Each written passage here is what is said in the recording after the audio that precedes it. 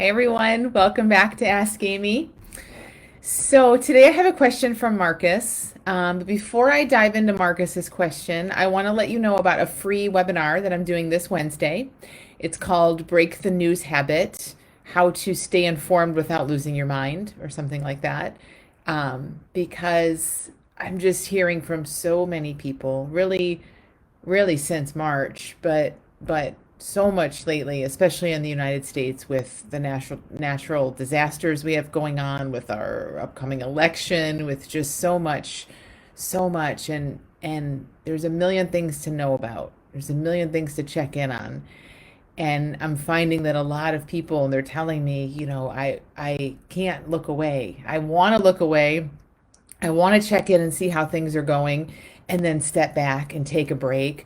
Or they're saying, I want to be informed, but when I check in to be informed, I feel horrible. Like, what should I do with that? Should I be informed and feel horrible? Is there a way to be informed and not feel horrible?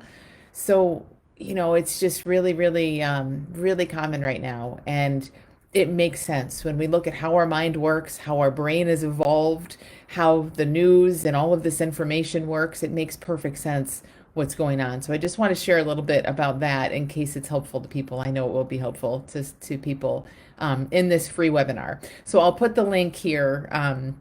There's no registration. You don't have to sign up or anything. There's a Facebook event for it. It's just a free webinar. It'll be on my Facebook page, and you can also join on Zoom if you'd like. And again, that's this coming Wednesday at 1 o'clock Eastern Time. Also, quick announcement is that the Little School of Big Change starts a week from today, which is kind of crazy to me.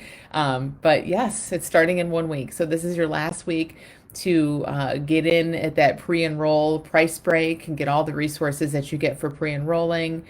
And yeah, next Monday, I can't even believe it. That's when everyone starts piling in, introducing themselves on the forum and getting the first block of lessons and sharing their insights. And so it's just so exciting. I love this time of year. So that's next Monday, September 28th. So check it out. The links are here. You can find them everywhere if you're interested in that. And let me know if you have any questions. If you have any, I'm sure I'll do another Q&A. I think I'm doing one in a couple weeks. But if you have any questions about the school and what to expect, what it does for you, just reach out to me here on Facebook, by email, wherever you can find me, and I'll find a time to talk with you. Okay, so let's get into today's question, which is from Marcus, and it kind of feeds into the break the news habit theme a little bit. It's around decision making. There are some things in common with it. So I'll read Marcus's question. He says, I've been around this conversation for a couple years now, and I can really say that it's helped me a lot to see where my experience is coming from. Despite that fact, I'm currently stuck. I run my own company as a photographer, but due to the coronavirus, since the beginning of June, I'm not working. Lately, several alternatives have emerged that I currently weigh against each other. I'm very much in decision anxiety and want to know that I'm making the right choice this time. The last time it really felt like I made the right decision, but it turned out to be a really bad one. So now I have problems accessing my inner wisdom as I drown out the constant noise regarding my alternatives, if it's right or wrong. Through this understanding, I've come to realize that decisions made from a place of revved up thinking is not a great way to go. So how do I make a decision when I need to do it within a certain time frame, when I don't feel like I can settle down and access my inner wisdom? I think you've said follow in the moment little inclinations that move you in a direction that feels right. I really like that, but is that just a feeling? Can I trust that it moves me in the right direction? It didn't turn out so well last time. Okay, I love this question, Marcus. And there's a lot in it, but it's also really very simple. So I can hear in here, you say, I'm very much in decision anxiety and want to know that I'm making the right choice this time. Last time it felt like I made the right decision, but it turned out to be a really bad one. And then you say, so now I'm having problems accessing my wisdom because there's all this thinking that says, don't let it turn out like last time. How do you know? Last time you thought you were doing the right thing and look how that went, and so just that right there is so so telling and so big to really kind of see that that is how a mind will talk. That is what it'll say. And the thing is, I mean, our mind, I love that you see that when our mind's revved up and all over the place, that's not the best time to make a decision. But here's the caveat to that. Here's the thing. It can be a fine time to make a decision. Sometimes we make decisions from a bunch of thinking, with a bunch of thinking there.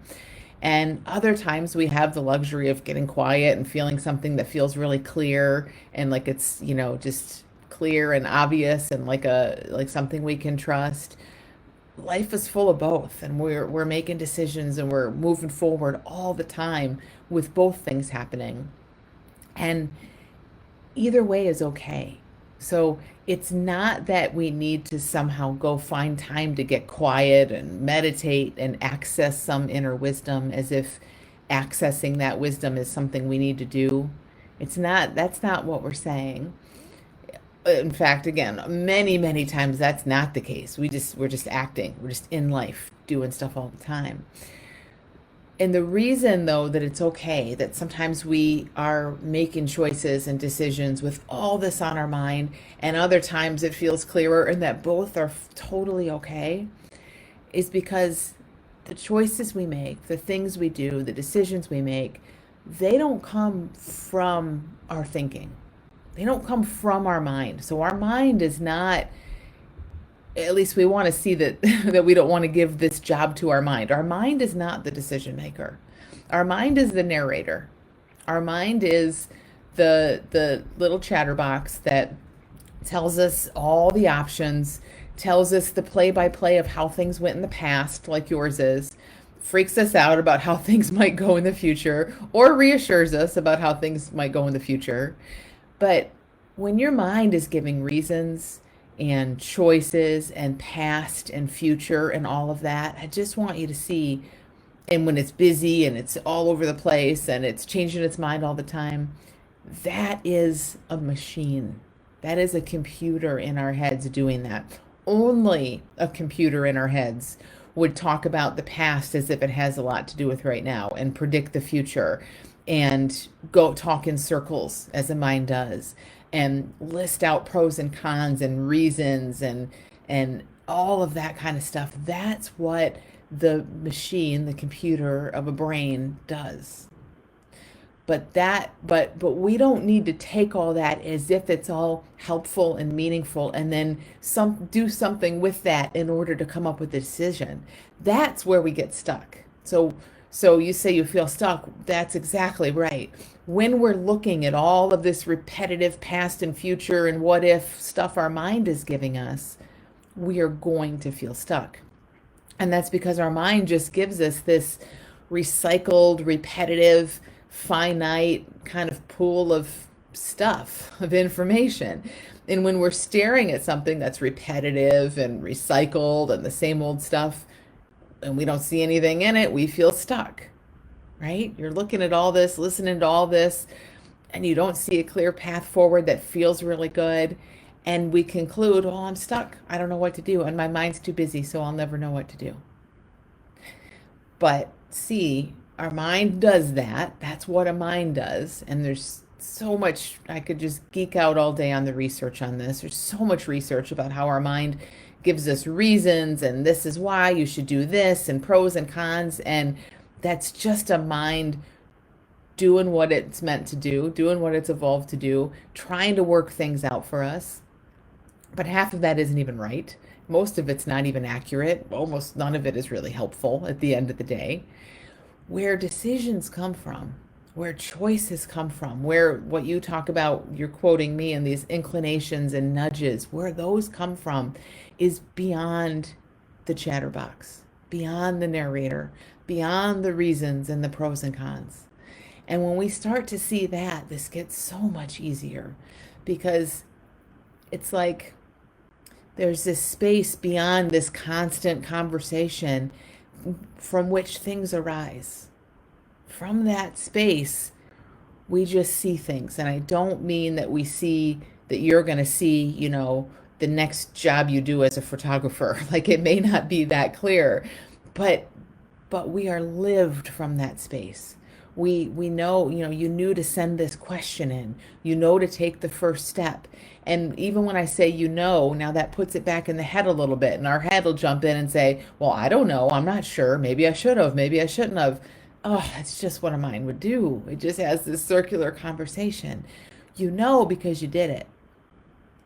It's not what we mentally or intellectually know.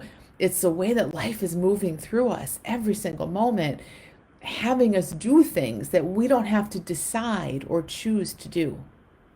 So we are always fueled by something deeper, wisdom that's moving us forward. And yes, sometimes we get so caught up in the conversation and we try to glean wisdom from that conversation that isn't there. And that's where we feel like we listened to the wrong thing or made the wrong choice or we're stuck or whatever. It's when we're in that recycled, repetitive conversation and we're trying to find the answer in that, and it is not there. It does not live there. So just kind of take this big idea, Marcus, and see if you can kind of sit with it. Like, what if this is true? What if your mind will talk about all sorts of things, but that there's something that's going to arise from beyond that? Do you see how that makes it so different? It points you in a very different direction. You don't need to worry about what your mind's saying. It can be screaming all at once. If you know that that's not where the answer lies, then you're not going to care. You're not going to look there much. You're going to look and wait for something to show up, and just notice how you're being lived. Notice how you're being nudged. It's not on you to do it. It's not on you to make this right decision. It's not on you to know the right thing or to, do, like, our mind is a great tool. It can help you find some resources. It can help you evaluate some things, but ultimately the decision comes through you, not from you or by you, not from your mind or by your mind, through you from beyond your mind. See how that feels. Like, I know it's a nice idea, but it's also incredibly practical because for me, I mean, that just leaves me in a place of feeling like I'm a little bit behind the energy of life. Not like I need to, my mind jumps in and says I need to figure things out all the time. But because I know better, it's more like, okay, I hear you. And yes, I'd love to keep moving in this direction and have something happen, but it's almost this state of wonder and curiosity and openness to how, like watching, like, wow, what's going to happen next? How is life going to live me? What ideas are showing up? What suggestions are showing up that I find myself acting on, not that I have to make myself act on. So it's really kind of a reverse of trying to do all this from your head. And it's really practical, and it's really amazing. And it can feel kind of scary early on. I want to put that out there because when we're so used to feeling like we're controlling everything and we're making life happen and we're pulling all the strings, it can feel really disorienting to say, oh no, actually you don't have anything to do with that. You can let go of all that. That freaks us out in the beginning sometimes. So if that's how it feels, that's okay. That's very, very normal. But you start to have an eye to see how life has always been living you and moving you forward. So I hope that's helpful. You don't have to access your inner wisdom, Marcus. It is moving through you all the time. The most you have to do, if anything, you don't have to do anything, but the most you can do to help it along is to just know that when your mind is trying to run the show, you don't need to pay attention to that. You don't need to shut it up. It can just talk. But that's not where the answer lies. And when you know that, that's 99% of it. You just begin naturally oriented in the right direction to something deeper. So thank you so much for sending your question. Thanks everyone for listening. Send your questions to AskAmy at thelittleschoolofbigchange.com. And I hope to see you on the free webinar this Wednesday. Have a great week, everyone.